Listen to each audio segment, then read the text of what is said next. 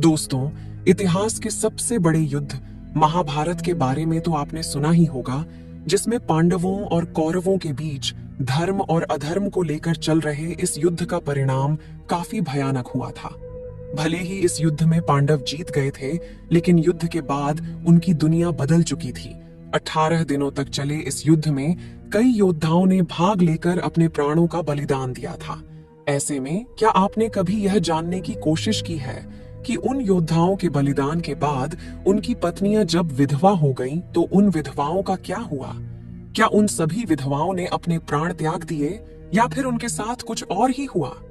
अगर आप भी इन सभी सवालों का जवाब जानना चाहते हैं तो बने रहे हमारे साथ इस वीडियो के एंड तक। मित्रों, महाभारत ग्रंथ में आश्रमवासी पर्व के 33वें अध्याय में कुरुक्षेत्र के मैदान में वीर गति को प्राप्त सैनिकों की विधवाओं के बारे में जानकारी मिलती है, जिसके मुताबिक महाभारत युद्ध के बाद पांडवों को हस्तिनापुर का राज्य मिल गया था। पांडव पुत्र युधिष्ठिर का हस्तिनापुर के नरेश के रूप में राज्य अभिषेक किया गया। अन्य भाइयों को भी हस्तिनापुर राज्य के अलग अलग महत्वपूर्ण जिम्मेदारियां सौंप दी गईं। युधिष्ठिर के बाद भीम को हस्तिनापुर का उत्तराधिकारी भी घोषित किया गया। प्रजा भी इनके शासन में काफी खुश रहने लगी। पांचों पांडव अपनी जिम्मेदारियों को निभाने के साथ साथ ज्येष्ठ पिता धृतराष्ट्र, अपनी बड़ी मां गांधारी और अपनी माता कुंती की सच्चे मन से सेवा किया करते थे।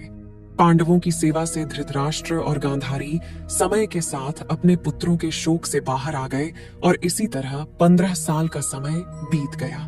लेकिन एक दिन अचानक धृतराष्ट्र के मन में राजमहल छोड़कर वन में जाने की इच्छा हुई। इसके बाद उन्होंने युधिष्ठिर के सामने अपनी इच्छा को प्रकट करते हुए कहा कि हे युधिष्ठिर, अब हमारा मन राजमहल में नहीं लगता, इसलिए हम चाहते हैं कि बचा हुआ जीवन वन में बिताएं। तुम हमें वन में जाने की आज्ञा दो। अपने ज्येष्ठ पिता के मुंह से ये बातें सुनकर युधिष्ठिर बहुत ही दुखी हो जाते हैं, लेकिन वह उनकी बातों को टाल भी नहीं सकते थे और विदुर भी युधिष्ठिर को इसके लिए समझाते हैं। जिसके बाद युधिष्ठिर वन में अपने ज्येष्ठ पिता के रहने के लिए कुटिया बनवा देते हैं और उन्हें जाने की आज्ञा दे देते हैं। जब धृतराष्ट्र जाने लगते हैं तो गांधारी, माता कुंती, विदुर और संजय भी उनके साथ चलने लगते हैं। कुछ दिन ऐसे ही बीत जाते हैं और इधर पांचों पांडव भी उनके जाने के बाद अपना पूरा ध्यान अपनी प्रजा की सेवा में लगा देते हैं। हस्तिनापुर की प्रजा भी पांडवों की सेवा भाव से काफी प्रसन्न रहती है, लेकिन इस प्रजा में शामिल विधवा स्त्रियां शोक में रहती हैं, जिनके पति कुरुक्षेत्र के मैदान में वीर गति को प्राप्त हो गए थे। अपने पतियों के शोक में वो स्त्रियां हमेशा रोती और बिलखती रहती हैं। युधिष्ठिर चाहकर भी उनके दुखों को दूर नहीं कर सकते थे, क्योंकि उन्होंने खुद अपने लोगों को अपनी आंखों के सामने मरते हुए देखा था। कुछ दिन ऐसे ही बीत जाते हैं। फिर एक दिन पांडव में से सबसे छोटे भाई सहदेव को अपनी माता कुंती से मिलने की इच्छा होती है। सहदेव जाकर अपनी इच्छा को अपने चारों पांडव भाइयों को बताते हैं, जिसके बाद भीम, अर्जुन, नकुल और द्रौपदी के मन में भी माता कुंती से मिलने की इच्छा जागृत हो जाती है। सबके कहने पर हस्तिनापुर नरेश युधिष्ठिर अपने सेनापति को आदेश देते हैं कि वह सभी के वन में जाने की व्यवस्था करें। अगले दिन पांचों पांडव द्रौपदी के साथ वन की ओर चल पड़ते हैं। जब इस बात का पता हस्तिनापुर के प्रजा को चलता है तो वह लोग भी उनके साथ जाने लगते हैं।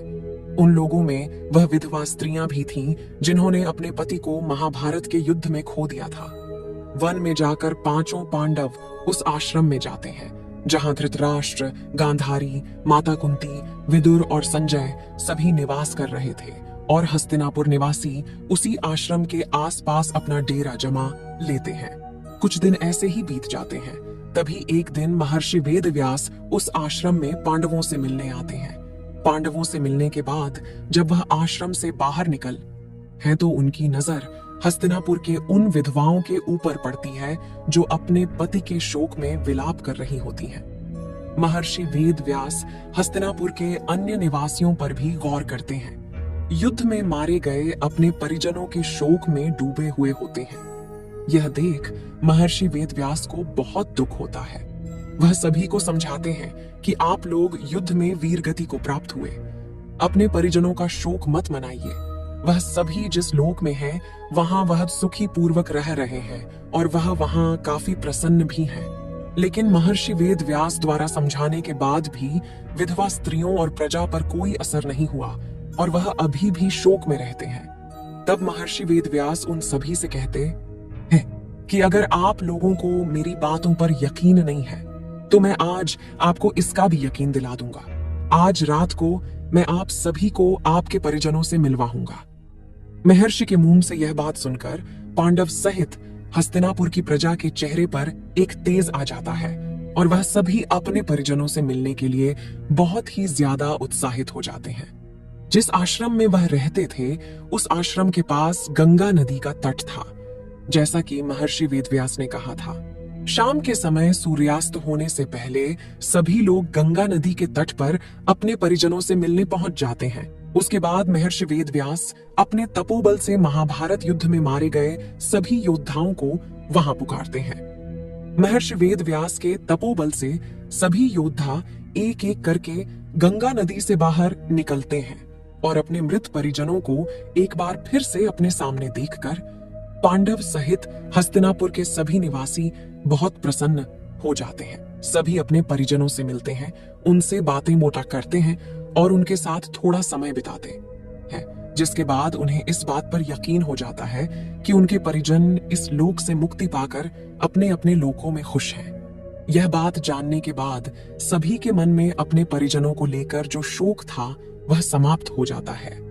लेकिन कुछ समय बीतने के बाद युद्ध में मारे गए सभी योद्धा एक एक करके गंगा जल में डुबकी लगाकर अपने अपने लोक चले जाते हैं।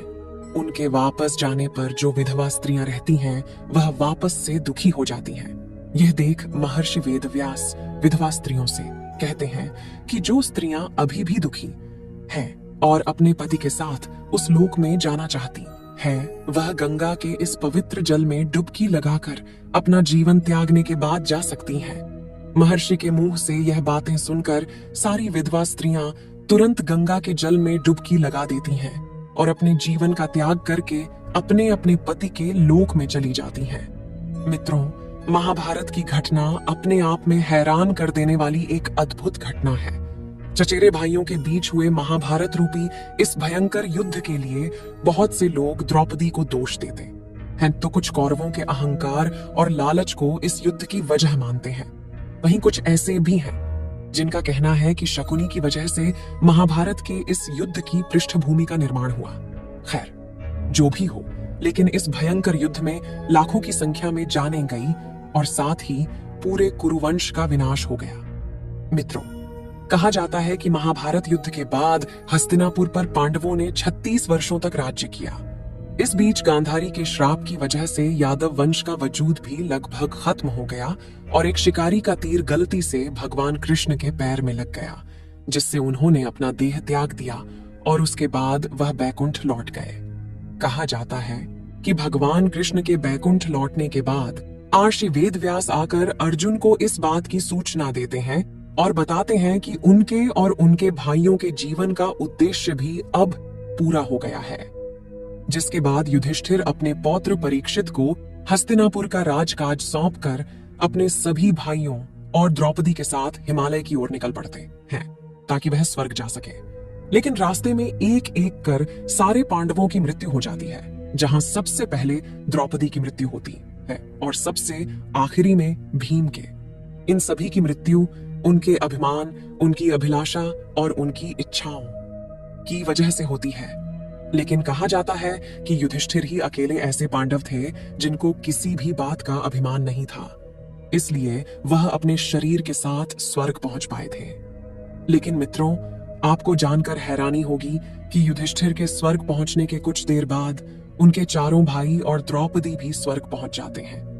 दरअसल जब युधिष्ठिर स्वर्ग के दरवाजे पर पहुंचते हैं तो उन्हें वहां पर देवराज इंद्र मिलते हैं।